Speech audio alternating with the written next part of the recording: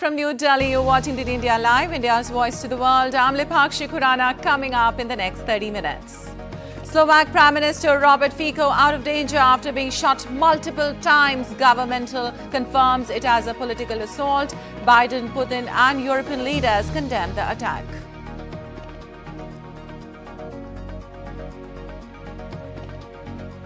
Russian president arrives in China to deepen strategic partnership with counterpart Xi Jinping. Putin earlier expressed readiness for talks in Ukraine on Chinese proposal. Ukrainian President Zelensky delays travel and deteriorating situation in Kharkiv region. Russian forces capture 2 more settlements in Kharkiv's outskirts. Military leaders of NATO meet in Brussels. Israeli military calls for investigation after releasing videos showing armed men at the UN facility in Gaza while fighting in Gaza intensifies. Hamas says Israel amendments on ceasefire proposal led to deadlock. India to host Bharat Parva at Cannes Film Festival for the first time. Official poster and trailer of the 55th International Film Festival of India to be unveiled today.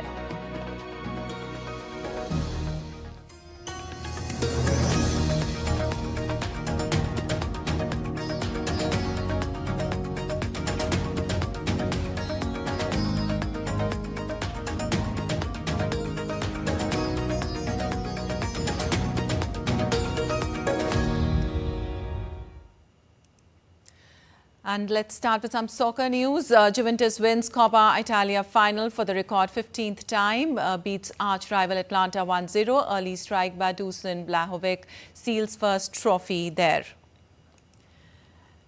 And let's move on. Slovak Prime Minister Robert Fico is no longer in a life-threatening condition after he was shot in an assassination attempt. The gunman shot Fico 5 times, initially leaving the Prime Minister in critical condition and undergoing surgery hours later on Wednesday evening.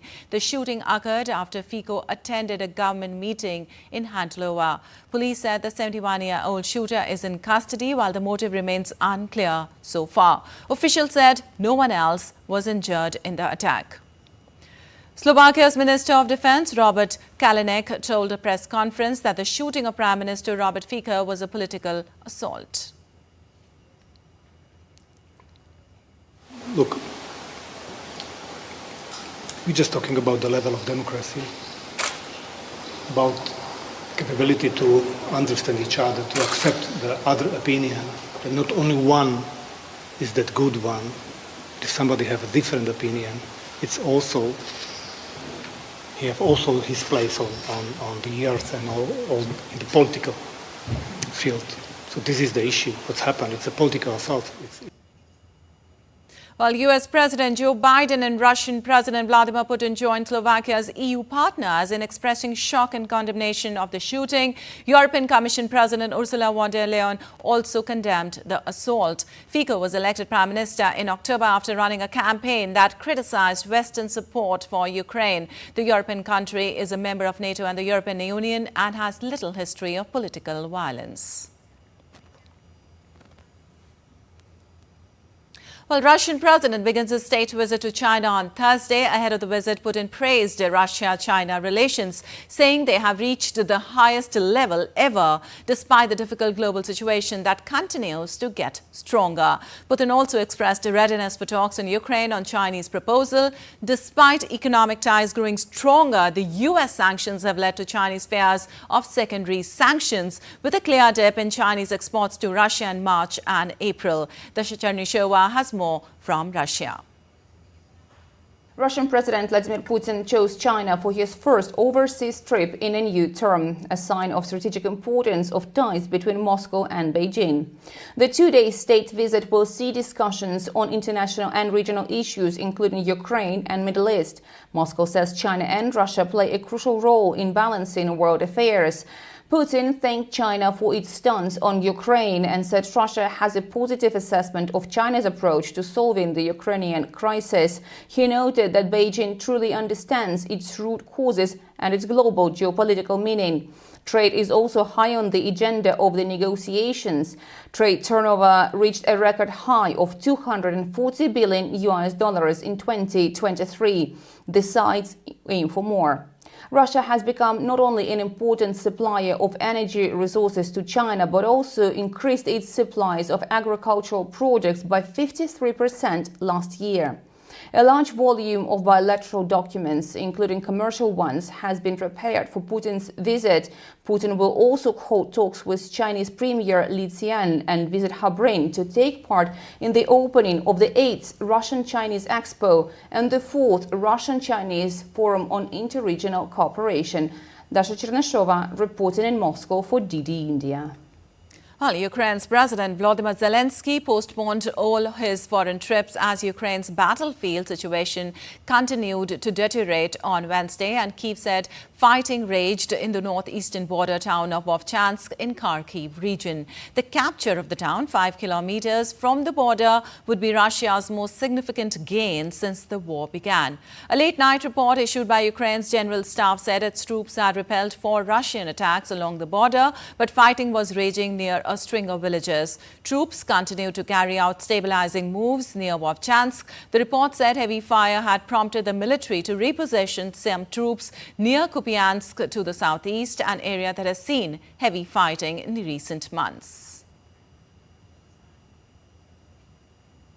And Russian forces have taken control of 2 more settlements in Ukraine's northeast Kharkiv region and one in the southern Zaporizhia region, the Defense Ministry said on Wednesday, building on a runoff of incremental gains that have alarmed Kyiv.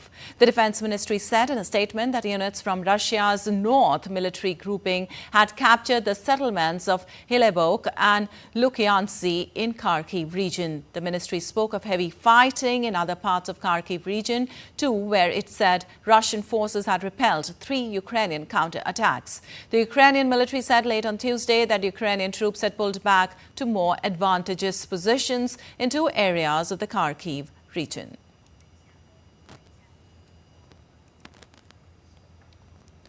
And the military leaders of NATO will meet in Brussels to discuss the defense of the alliance and support for Ukraine.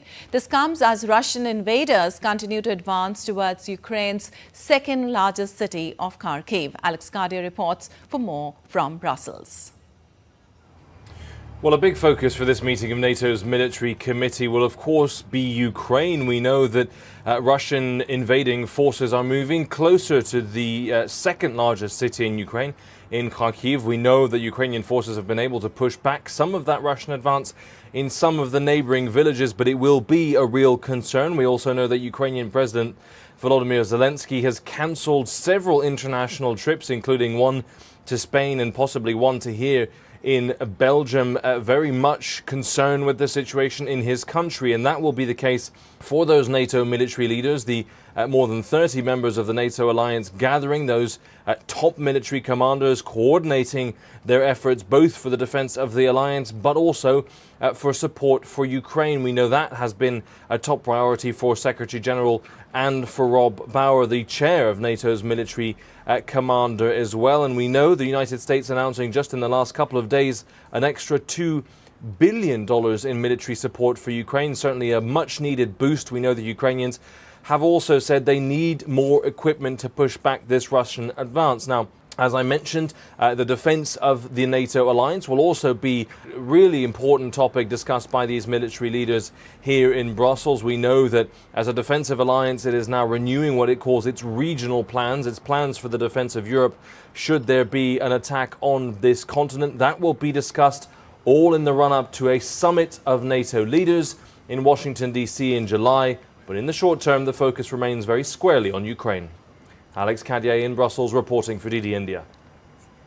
Well, the Israeli military is calling on the United Nations to investigate the presence of armed terrorists at a UN facility in southern Gaza.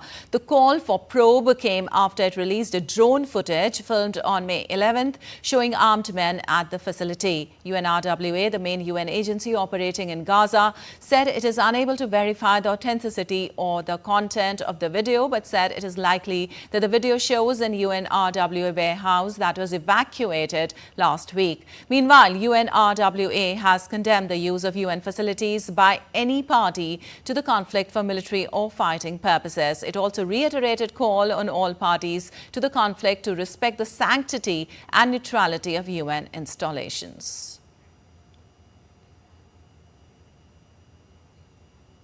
And fighting between Israel and Hamas has intensified in Gaza after Israel launched precise operations in eastern Rafah, asserting that there were hostages still held by Hamas in the area. Meanwhile, the ongoing ceasefire negotiations in Gaza reached a deadlock on Wednesday after Hamas chief Ismail Haniyeh rejected Israel's demand on excluding the terror group in the post-conflict settlement in Gaza.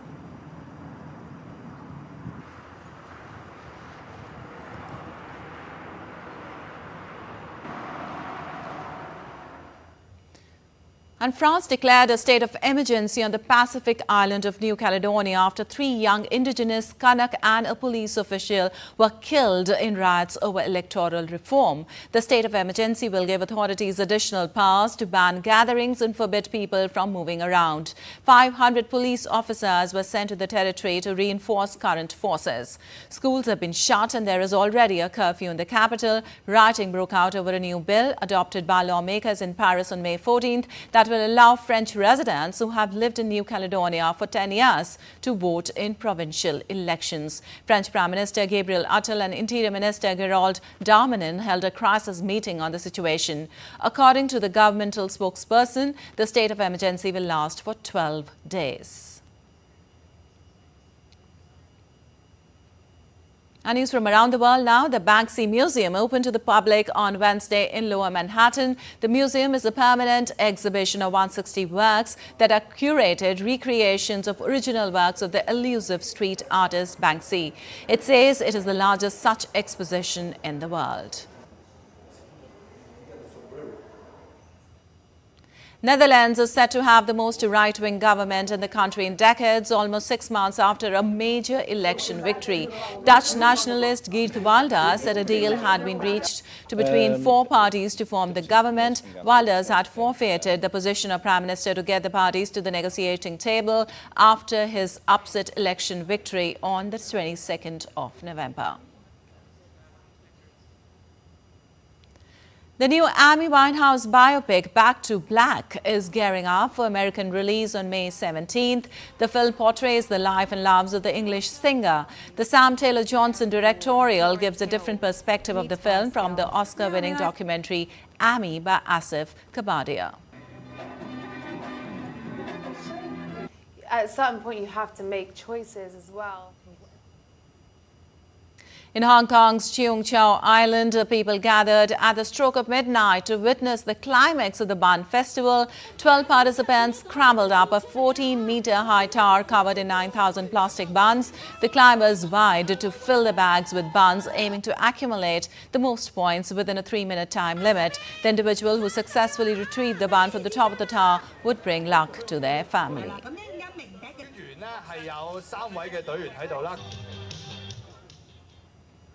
And still to come in this edition of DD India Live. As the Phase 5 of Indian general election approaches, campaigning intensifies throughout all political parties. Rescue operation still continues at the hoarding collapse accidental site in Mumbai.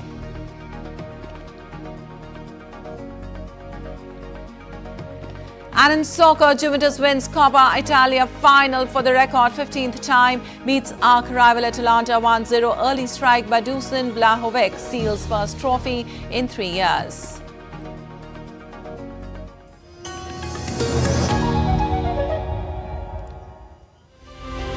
As India decides in the world's largest election, we help you feel the pulse of the nation.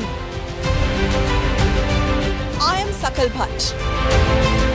I am Shubhendu Ghosh. This election season, join us on a journey of India.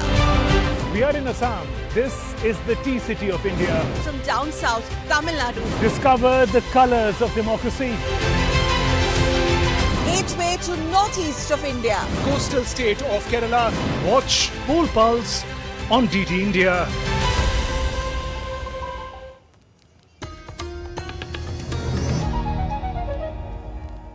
Welcome back. You're watching DD India Live. I'm Lipakshi Khurana, and now let's get you the latest on the world's largest democratic election in India.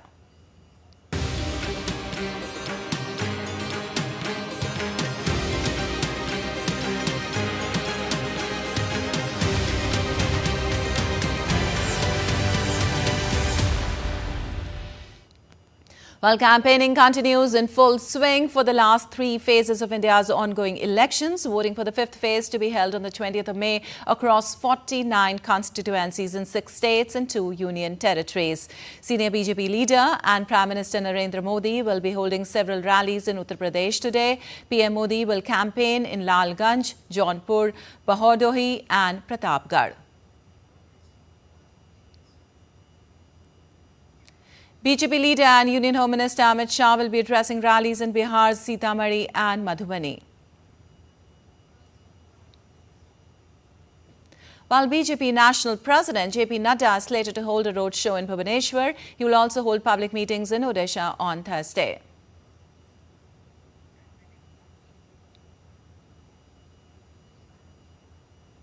And top leaders of opposition parties are also holding rallies across the country to woo the voters. Congress President Mallikarjun Kharge to hold a press conference in Odisha. He will also address public meeting in Fulbani. Samajwadi Party Chief Akhilesh Yadav will be campaigning in Uttar Pradesh. While Aam Aadmi Party Supremo and Delhi Chief Minister Arvind Kejriwal will hold a roadshow in Punjab's Amritsar.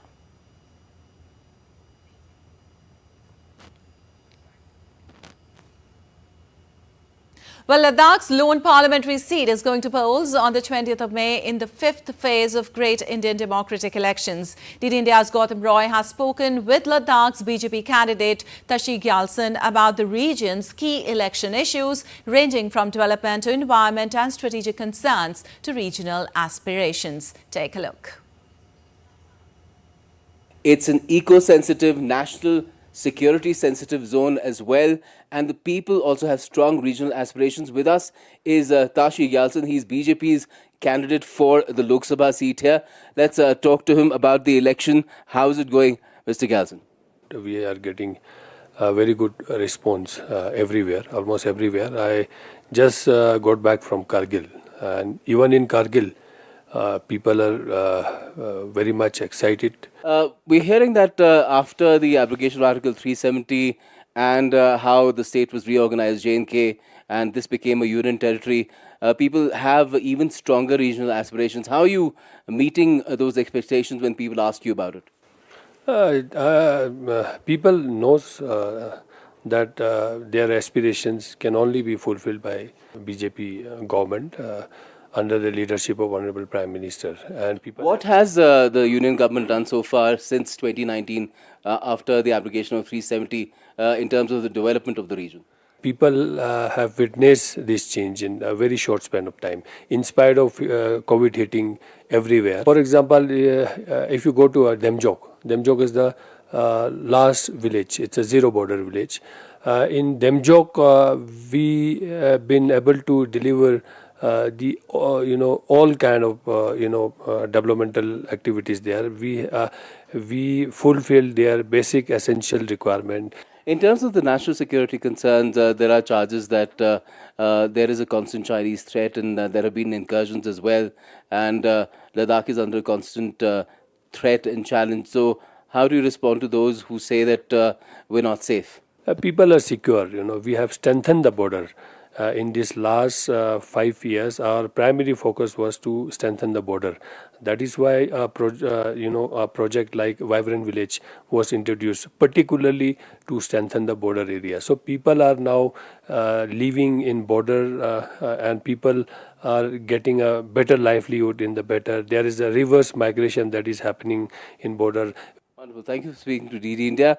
So that's Tashi Gyaltsen, who's the BJP's candidate, saying that all the needs of the people, be it security, be it their aspirations, will be taken care of if the BJP is given another opportunity here in Ladakh. We'll have to see if that happens when it's the 28th of this month when the polling takes place, and then later on the 4th of June when the results come out. With camera person Naveen Kumar Jha, Gautam Roy, Leh, Ladakh, DD India. And shifting focus, India at the Cannes Film Festival will see India hosting a Bharat Parva for the first time. It will be a networking evening where Indian talent and opportunities will be showcased, and the two marquee film festivals of India, MIF and IFFI, will be promoted. The official poster and trailer of the 55th India International Film Festival, to be held in Goa in November, will be unveiled at the Bharat Parv. The Bharat Parv will also see the release of the Save the Date for the first World Audio Visual and Entertainment Summit, to be hosted alongside the 55th IFFI. The day will also see a number of roundtables at the Bharat Pavilion on co-producing with India. India, the complete filming destination, the magic of authentic storytelling and convergence of technology in film making.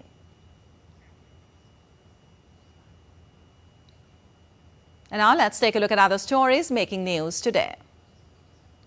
The death toll in Mumbai hoarding collapse rose to 16 on Wednesday as the National Disaster Response Force recovered 2 more bodies from a car stuck at the accident site. Rescue operation still continues. The hoarding collapsed due to a sudden dust storm and heavy rain that hit Mumbai, Maharashtra's capital city.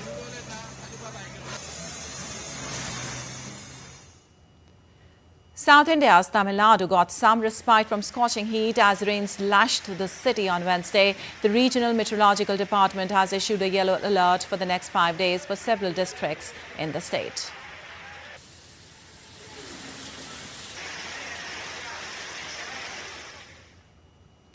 India's Ministry of Home Affairs on Wednesday handed over citizenship certificates to 14 people under the Citizenship Amendment Act. Union Home Secretary Ajay Kumar Bhalla handed over citizenship certificates to some applicants in capital New Delhi.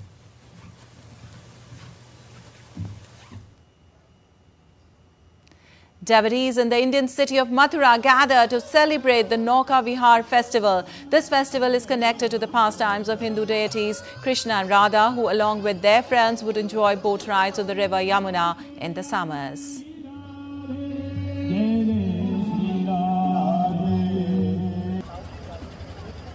लगे हुए नौका में हाँ बहुत सुंदर है पर अरे सबने जोर लगाई थी बोलो पहले. And in sports, Juventus beat Atlanta 1-0 to win a record, extending 15th Coppa Italia on Wednesday as an early strike by Dusan Vlahovic earned the club their first trophy in 3 years. The club also holds the record for most Italian Cup finals played in one. However, they had not lifted any silverware since they won the competition in 2020-21, where they also beat Atlanta in the finals. Meanwhile, Juventus coach Massimiliano Allegri became the first coach to win the Coppa Italia 5 times after Sven-Goran Eriksson and Roberto Mancini lifted the trophy on 4 occasions. And reigning Olympic and world champion Neeraj Chopra bagged gold medal at the 27th Federation Cup Senior Athletics Championships in Bhubaneswar on Wednesday. The star javelin thrower registered a best throw of 82.27 meters on his 4th attempt to claim the top honor. DP Manu, who remained at the pole position till round 3 with a best throw of 82.06 meter, failed to overtake Neeraj later in the competition. The star player marked his return in the Federation Cup after 3 years as he took the field at the Kalinga Stadium. During his last appearance at the event, Neeraj had pulled off a throw of 87.80 meters to win gold in 2021. A Nationals Doubles Squash Championship concluded at the Indian Squash Academy in Chennai on Wednesday. The Squash Rackets Federation of India, in association with HCL, has revived the National Double Championship, which kick-started on Monday. Abhay Singh and Joshna Chinnappa clinched the mixed double title, while Singh with Vilawan Senthikumar won gold in the men's double with a score of 2-0. Pooja Aarthi and Radhika Seelan won women's double title with a score of 2-1. From Tamil Nadu. I request. All right, that's all for this edition of DD India Live, but let us know your thoughts on the news of the day. For those on the go, you can get all the latest news and updates from India and across the world on the DD India mobile app. The app is available on both Android and iOS platforms. Scan the QR code on the screen to download now. We'll be back with more news as it breaks here on DD India. I'm Lipakshi Khurana from all of us here in Delhi. Thanks for watching DD India Live.